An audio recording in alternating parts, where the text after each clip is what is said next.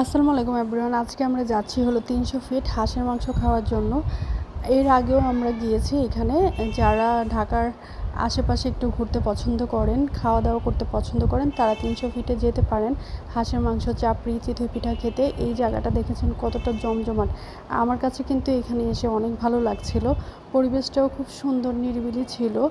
ঈদের জন্য হয়তো সাজিয়েছে, খুবই ভালো লাগছিল। এখানে কিন্তু অনেক কিছুই পাওয়া যায়, হাঁসের মাংস, চাপড়ি, চিতই পিঠা, তারপরে এটা হলো ডালের, মাসকালাই ডালের একটা রুটি এখানে পাওয়া যায়। এই যে এখানে চাপড়ি বানানো হচ্ছিল, আমরা এখান থেকে খাবো।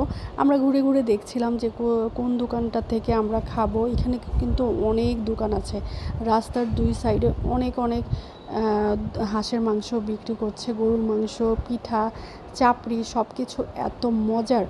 যারা চাপড়ি খেতে অনেক পছন্দ করেন, গরুর মাংস খেতে পছন্দ করেন, তারা এখানে একবার হলো আসতে পারেন। এই যে আমরা এখান থেকে নিয়েছি চাপড়ি, চিতই পিঠা, গরুর মাংস। আর এইখানে দেখেন রুটি বানানো হচ্ছে, আমার কাছে অনেক ভালো লাগছিল। আমার হাজব্যান্ড এই রুটিটা খেতে অনেক পছন্দ করে। আমরা এখানে অর্ডার দিয়েছি। এই যে আমরা